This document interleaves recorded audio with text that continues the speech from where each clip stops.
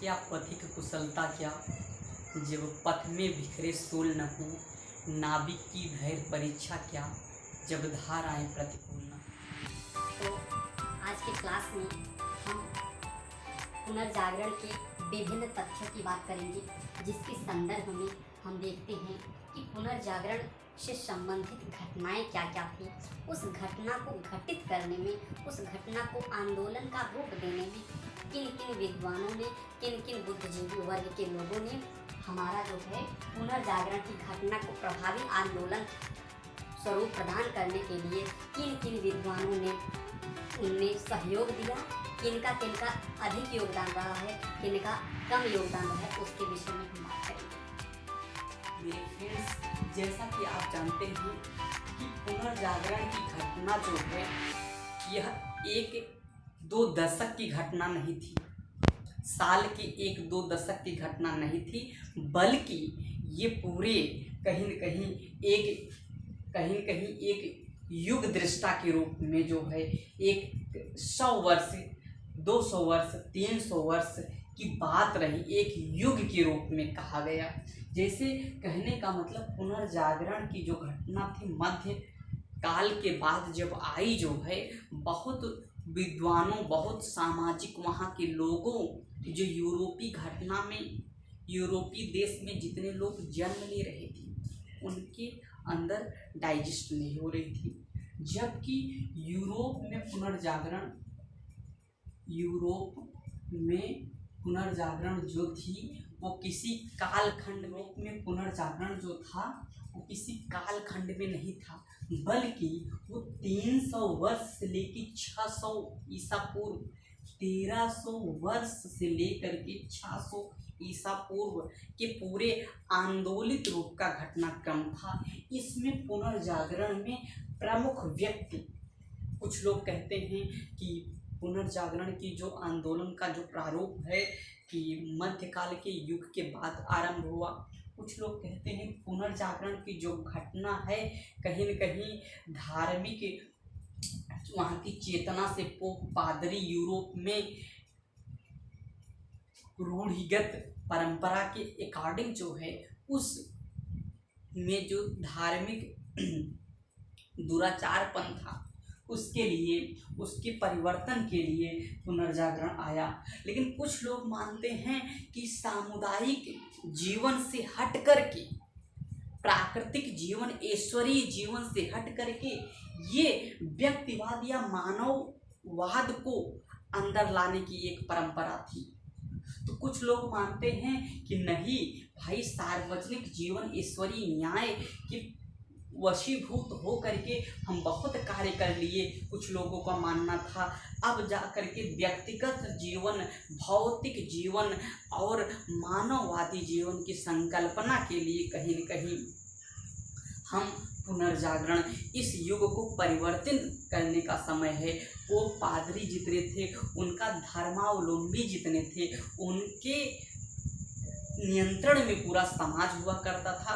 उनके नियंत्रण, उनके दुराचारी, उनके अंधकार जैसे समाज के रूप को उस चंगुल से निकालने का प्रयास मात्र था। कुछ लोग मानते हैं पुनर्जागरण, ये इसको रेनेसां की घटना भी कहते हैं, इसको पुनर्जागरण का आंदोलन का रूप कहते हैं। यूरोप में पुनर्जागरण 1300 से 1600 ईस्वी के बीच हुई। इसी बीच जो है इसके पॉलिटिकल पॉइंट ऑफ व्यू से भी देख सकते हैं, जैसे इसका राजनीतिक पक्ष भी है, ऐतिहासिक पक्ष हम आपको बता रहे हैं, इसके सामाजिक पक्ष, इसके भौतिक पक्ष में होने वाला परिवर्तन ही पुनर्जागरण की घटना को एक बृहद रूप प्रदान करता है। तो कहीं न कहीं उस घटना से संबंधित पुनर्जागरण का मतलब क्या है? कुछ नए रूप में प्रवेश करना, सामाजिक जीवन के कुछ नए रूप में प्रवेश करना, सामुदायिक जीवन की कुछ परिवर्तित स्वरूप में अपना स्वरूप प्रदान कर लेना। पुनर्जागरण का मतलब क्या है? रीयूज, मतलब कि पुनः स्टार्ट हो जाना। जैसे कहीं न कहीं एक बार सोए हैं तो पुनः उठ जाना, सो करके एक नींद कहते नहीं, जैसे कि सुबह का बोला शाम को घर वापस आ जाए, उसको वो नहीं कहते। कहने का मतलब क्या है, चर्च में स्थापित पोप पादरी की कुरीतियों को दूर करने का एक अच्छा माध्यम था। तो लियोनार्डो दा विंची प्रथम व्यक्ति ऐसे हैं, प्रथम व्यक्ति लियोनार्डो दा विंची ने मोनालिसा का जो चित्र बनाया पहली बार जो है, पहले के समाज में जो है, पहले यूरोप में 1300 से पहले ईस्वी के पहले जो हुआ करता था जो है, पहले लोग मानव का चित्र नहीं बनाते थे, पहले ईश्वर का चित्र बनाते थे, ईसा मसीह का चित्र बनाते थे, पहले लोग भगवान का चित्र वहाँ पे बनाते थे। लेकिन पहली बार जो है लियोनार्डो दा विंची नामक व्यक्ति ने मोनालिसा का जब चित्र बनाया, तो ऐसा नहीं कि बहुत खूबसूरत उन्होंने बनाया, बहुत अच्छा बनाया चित्र जो है मोनालिसा का, ये उसको उस लियोनार्डो दा विंची 1452 में जन्म लेते हैं। इन्होंने सबसे पहले जो है जब मोनालिसा का फोटोग्राफी किया जब उन्होंने, तो इसका मतलब ऐसा नहीं था कि बहुत सुंदर चित्र बनाए थे, ऐसा नहीं। इनके नाम को इसलिए याद किया जाता है कि पहली बार किसी व्यक्ति ने उस समय में उससे हट करके, किससे कहते हैं कि ईश्वर के चित्र से, ईश्वरीय न्याय से, ईश्वरीय आत्मा से, परमात्मा से हट करके पहली बार उन्होंने व्यक्तिवादी सोच को बढ़ावा दिया। यहाँ पर जो है व्यक्तिवाद या मानववाद, यहाँ पे पहली बार जो है मोनालिसा के चित्र जब बनाया जो है लियोनार्डो दा विंची ने, सबसे पहली बार उन्होंने बनाया, तो पहली बार उन्होंने व्यक्तिवाद, उन्होंने कहा हम भगवान को नहीं मानेंगे, हम स्वयं को मानेंगे, हम स्वयं की स्वतंत्रता पर जोर देंगे। पहली बार लियोनार्डो दा विंची ने मोनालिसा का जब चित्र बनाया, इससे यह स्पष्ट हुआ कि परमात्मा नहीं प्रथम है, प्रथम व्यक्ति है, प्रथम कोई प्राणी है, प्रथम कोई मानव है। पहली बार जो है उन्होंने इससे मतलब समाज में परिवर्तित रूप का आकलन किया गया। इसके लिए मोनालिसा का चित्र बनाने के लिए, इसके लिए वहाँ की न्याय व्यवस्था ने यूरोप पे इनको सजा भी दिया, लेकिन फिर भी जो है तब आगे चले आते दांते सबसे पहले वहाँ का समाज मध्यकालीन युगों के चर्च पोप पादरी के धार्मिक दुराचार से जो झगड़ा हुआ था, वहाँ का जो न्याय व्यवस्था था, पहली बार उन्होंने डीमोनार्की सिस्टम की बात की। पहली बार उन्होंने कहा कि यहाँ की जो व्यवस्था है, यहाँ की जो सामुदायिक व्यवस्था है, यहाँ का जो राज्य है, यहाँ का जो एरिया का जो नियम है, न केवल पोप पादरी की व्यवस्था से बल्कि राजतंत्र जैसे कुछ शक्तियाँ पोप पादरी के पास रहनी चाहिए। लेकिन यहाँ पे दूसरे 1265 ईस्वी में उन्होंने 1265 ईस्वी में जन्म लेकर के पुनर्जागरण के क्रम को आगे बढ़ाते हुए उन्होंने डीमोनार्की सिस्टम को, जब उन्होंने बुक लिखा, उसी बुक में अंकित किया कि राजतंत्र जैसी संकल्पना आनी चाहिए। इस संकल्पना के लिए उन्होंने राजतंत्र जैसे राजा के अस्तित्व की बात की, राजा के कहीं न कहीं कुछ शक्तियां राजा को देने की बात कही, उसके बाद कुछ शक्तियां वो पादरी के पास रहे। लेकिन यहीं से जो है आकर के, यहीं से कुछ विद्वान जो है आकर के सिटी ऑफ टू स्वॉर्ड्स की बात करते हैं, 2 तलवारों के सिद्धांत की बात करते हैं। कुछ लोग कहते हैं कुछ शक्ति होगी राजा के पास रहेगी, कुछ शक्ति जो है वो पादरी के पास रहेगी, यही। लेकिन उसके पहले जो है सारी शक्तियाँ सामुदायिक नियंत्रण, यूरोपीय समाज का सामुदायिक नियंत्रण पोप पादरी चर्च के पास हुआ करता था। तो उसके बाद जो है शेक्सपियर ने मर्चेंट ऑफ वेनिस लिखा 1564 ईस्वी में। जन्म लेते हैं, शेक्सपियर जब जन्म लेते हैं उसके बाद इन्होंने भी अपने साहित्य में, अपने लिटरेचर में कहीं न कहीं उस समाज के, विकसित समाज के परिवर्तित रूप के वर्णन करने की चेष्टा की। विलियम शेक्सपियर यूरोप के बहुत अच्छे जो है साहित्यकार जो है, उन्होंने मर्चेंट ऑफ वेनिस नामक, द मर्चेंट ऑफ वेनिस नामक पुस्तिका लिखी, जिसमें उन्होंने पुनर्जागरण के परिणाम स्वरूप जितने घटना, मतलब परिघटना के जितने क्रम होते हैं उनके विषय पर उसका वर्णन किया। पेट्रार्क ने जब 1304 में जब जन्म लिया, पहली बार उन्होंने कहा कि ईश्वर महत्वपूर्ण नहीं है, ईश्वर महत्वपूर्ण नहीं है, मानव महत्वपूर्ण है। वहीं से नाम आया, वहीं से इनका जो है, इनका संकल्पना, इनको फादर ऑफ ह्यूमनिज्म कहा जाता है, अर्थात मानवतावाद का पिता। पहली बार इन्होंने मानव को केंद्र में रख करके अपनी बात को समाज के सामने रखा। मानव, पहली बार उन्होंने मानव को केंद्र मान करके अपनी बात को, अपने विचार को, अपने जीवन की जो परिघटनाएं होती हैं, जीवन की जितनी समस्याएं होती हैं, मानव हित के लिए प्रबल रूप से इसका जो है समर्थन किया जो है। इसीलिए इनको मानवतावादी या मानववाद का पिता कहा जाता है। ठीक उसी प्रकार अगले विद्वान हमारे थॉमस मोर आते हैं। थॉमस मोर जो है पॉलिटिकल पॉइंट ऑफ व्यू से, कॉन्टेक्स्ट से देखेंगे, इनका जन्म 1478 में। इन्होंने एक कल्पित लोक की बात की। इनकी पुस्तक क्या रही? इनकी पुस्तक रही यूटोपिया। यूटोपिया इनकी पुस्तक थी। इन्होंने एक कल्पित लोक की बात की। कल्पित लोक की बात का मतलब क्या है? इन्होंने ऐसा, यूटोपिया का शाब्दिक अर्थ होता है कल्पित लोक, इसको लैटिन भाषा में कहते हैं। इन्होंने कहा कि हम जो है समाज के परिवर्तित रूप से एक ऐसे समाज का निर्माण करना चाहेंगे जिसके परिणाम स्वरूप हमको क्या मिलेगा? अच्छा न्याय मिलेगा। जैसे समाज में अच्छा न्याय नहीं हो रहा, सारा जो है नियंत्रण कहीं न कहीं चर्च, पोप, पादरी के पास हुआ करता था, कुछ शक्तियां राजा के पास हुआ करता था, जिससे जो है चर्च में पोप, पादरी मिल करके और राजा मिल करके मिली जुली सरकार चलाते थे। मिली जुली सरकार हो अर्थात गठबंधन की सरकार हो, अर्थात दोनों लोग मिल करके शासन व्यवस्था का संचालन करें। जरूरी नहीं है कि वो चीज़ अच्छे से चले। उन्होंने पहली बार जो है, थॉमस मोर ने अपनी यूटोपिया नामक पुस्तक में जो है लोक कल्याण की बात की पहली बार।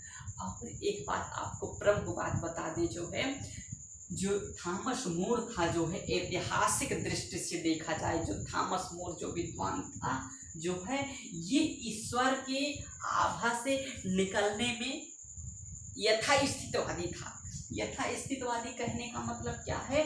मैं राजा का अच्छा सेवक हूँ। इसका मतलब टू स्वॉर्ड्स का जो सिद्धांत, राजा और पोप का, ये दोनों जो है शासन के दो तरीके को तो ये मानता ही था, लेकिन राजा को कहता था आदि शक्ति राजा के पास हो कि आदि शक्ति पोप के पास हो कि समुदाय की, लेकिन कहता था मैं राजा को तो हम मानूंगा। कहता था मैं राजा का अच्छा, इसके कोटेशन में एक बात आती है, मैं राजा का अच्छा सेवक हूँ लेकिन ईश्वर का प्रथम। कहने का मतलब क्या है? कहते नहीं, बायस मानव जो होते हैं, बायस मतलब कि पूर्वाग्रह से ग्रसित जो पर्सन होते हैं, जो व्यक्ति होते हैं, वो कहीं न कहीं वो अपने पुराने ख्यालात से, अपने परंपरा रूढ़िवादी नीति, सामाजिक संकल्पना से निकलने में बहुत अक्षम होते हैं। तो यहाँ पे राजा, उन्होंने कहा कि राजा का तो मैं सेवा अच्छे से करूँगा, राजा की बात तो मैं मानूंगा, राजा के साथ शासन के संचालन के नियंत्रण में तो मैं रहूँगा, लेकिन पोप और पादरी को भी हम मानेंगे, लेकिन यहाँ पर ईश्वर को भी हम मानेंगे, ईश्वर की संकल्पना को भी हम जो है प्रथम वरीयता देंगे। जो है उन्होंने थॉमस मोर ने सबसे पहले जो है, जहाँ एक तरफ जो है ज्ञान विज्ञान का आविष्कार चल रहा था, वहीं दूसरी तरफ जो है उसने कहा कि भाई मान लीजिए खोज तो कीजिए, सारी चीज़ें खोज कीजिए, जितनी नई नई तकनीकी आए को कीजिए, भौतिकवादी व्यवस्था का निर्माण कीजिए, साधन संसाधन को बढ़ाइए, हम उसको नहीं मतलब कि हस्तक्षेप करते हैं। समाज के साथ आप न्याय करिए, लोक कल्याण की भावना को विकसित करिए। लेकिन थॉमस मोर यहाँ कहता है कि लेकिन धार्मिक स्वतंत्रता भी रहनी चाहिए। हम चाहे जिस धर्म को, चाहे चर्च को माने, चाहे पोप पादरी को माने, चाहे ईश्वर को माने, चाहे अल्लाह को माने, चाहे ईसा मसीह को माने, यहाँ पर धार्मिक स्वतंत्रता की बात 1478 के बाद जो है, जन्म लेने के बाद कोई व्यक्ति, कोई विद्वान अगर बात करता है तो वो है जो है थॉमस मोर बात करता है, जिसकी पुस्तक यूटोपिया है। यहाँ बेकन को आधुनिक विज्ञान का पिता कहा जाता है।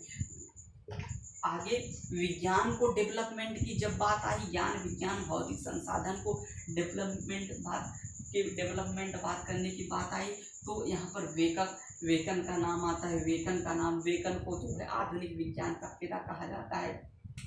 फादर ऑफ मॉडर्न साइंस कहा जाता है।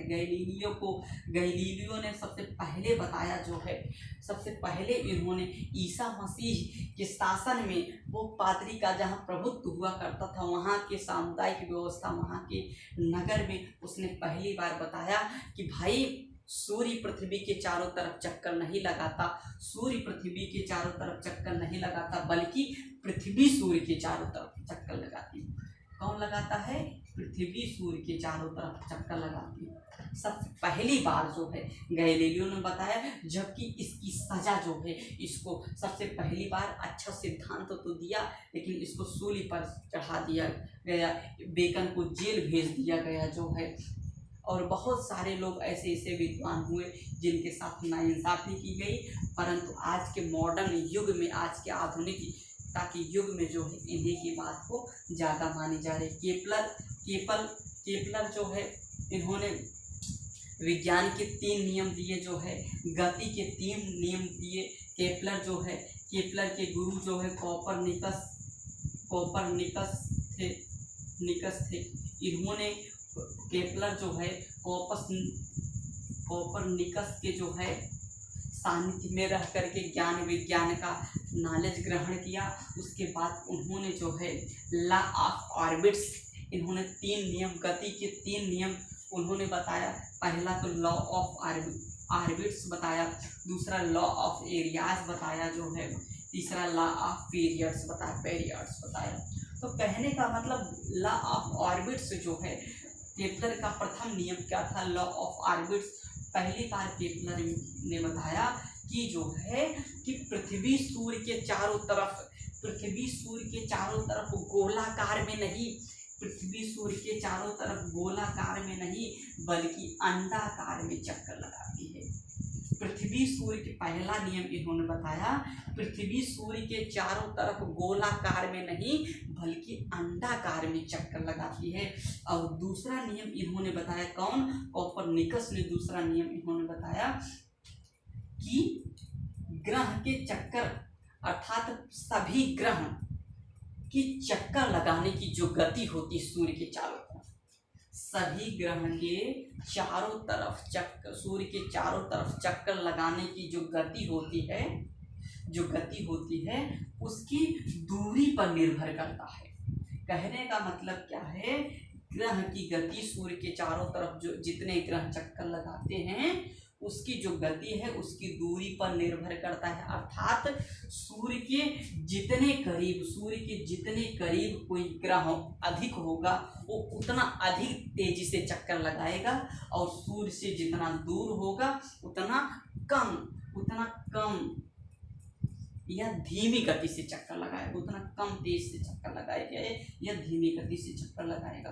और तीसरा नियम कहता है लॉ ऑफ पीरियड्स का जो है कॉन्सेप्ट कहता है जो है कि सूर्य का जब ग्रह जो चक्कर लगाता है, उस चक्कर लगाने का जो समय का वर्ग होता है, जो चक्कर लगाने तीसरा नियम कहता है जो जो सूर्य के ग्रह चारों तरफ जो चक्कर लगाते हैं, तो उस ग्रह के चक्कर लगाने में लगा जो समय का जो वर्ग है उसकी दूरी के तृतीय घात, अर्थात ग्रह और सूर्य के बीच की जितनी दूरी है उसके 3 घात के समानुपाती होता है। यह इसका नियम है। पुनर्जागरण में कहीं न कहीं ये सारे विद्वान की रचनाएं, इनके जीवन की सभी घटनाएं पुनर्जागरण में वर्णित होती हैं।